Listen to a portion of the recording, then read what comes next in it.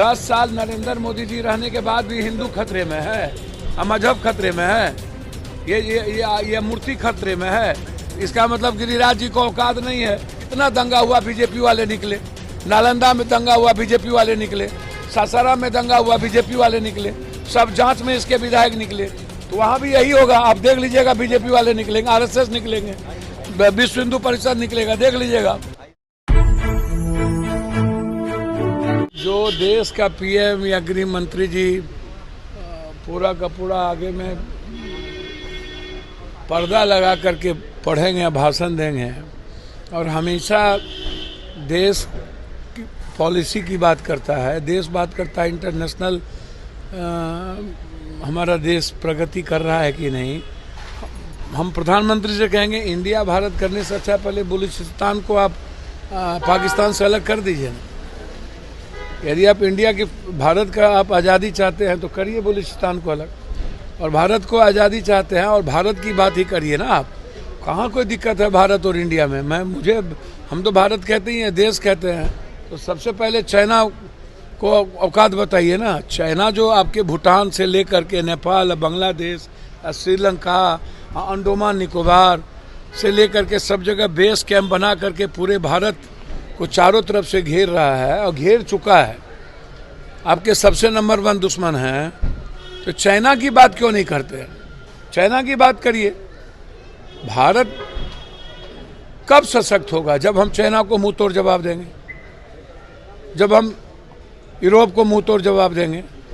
उसकी बात तो होगी नहीं। हमारी सारी इंटरनेशनल पॉलिसी खराब होती जा रही है।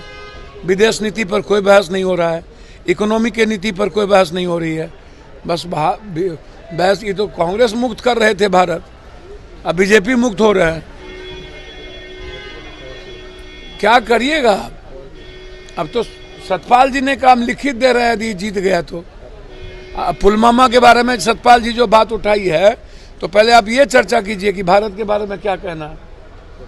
अब हमको जरा सा ये बता दीजिए कि अब हम तो इन भारत है कि कहते ही हैं, लेकिन पुलवामा के बारे में भी आप कह दीजिए जो सैनिक, और अग्निवीर सैनिक के बारे में बोल दीजिए कि वो भारत है कि इंडियन है, या भारत इंडियन से बाहर है अग्निवीर के लोग। रोजगार पर आप बता दीजिए कि भारत के लोगों को नौकरी मिलेगी कि इंडिया के लोगों को नौकरी मिलेगी। तो ये चुनाव जब आप चारों तरफ से खत्म हो रहे हैं, आपकी प्रिंसिपल खत्म हो गई, आपकी इकोनॉमी खत्म हो गई, विदेश नीति खत्म हो गई और बीजेपी मुक्त भारत हो रहा है, तब आप जा करके इंडिया भारत, ये सब बकवास बातें हैं। और केंद्रीय मंत्री अच्छा एक बात हमको बताइए कि मुख्यमंत्री नीतीश कुमार के इशारे पे ये पता। अब देखिए ना, देखिए दुकान जब बंद हो जाए, चुनाव आता, वो भी आप गिरिराज भाई के बारे में उनसे और क्या उम्मीद आप करिएगा? गिरिराज भाई की से आप क्या उम्मीद कीजिएगा? जहर के अलावा दूसरी बात कीजिएगा। अब बीजेपी में और नेता लोग गाली गलौज नहीं करेंगे तो दुकान चलेगी? ये लोग किसी जात को गाली देंगे, किसी मजहब और धर्म को गाली देंगे। इन लोगों की दुकान ही चलती है दूसरे जात, दूसरे विचारधारा, दूसरे व्यक्ति को गाली देने से। अरे गिरिराज जी, ये तो आप लोगों के खून में, संस्कृति में है। जब कभी चुनाव आता है तो जात खतरे में, देश खतरे में, मजहब खतरे में, और फिर यही जब कोई पर्व आता है तो आप कोई मुसलमान या कोई हिंदू या कोई सिख ईसाई किसी दूसरे के पर्व में दखल देगा? कभी आपको लगता है?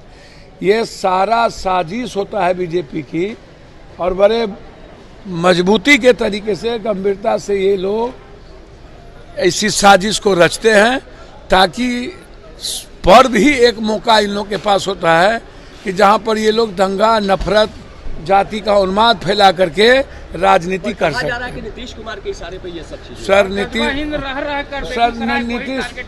नीतीश कुमार ये इसका मतलब औकात नहीं है, ताकत नहीं है।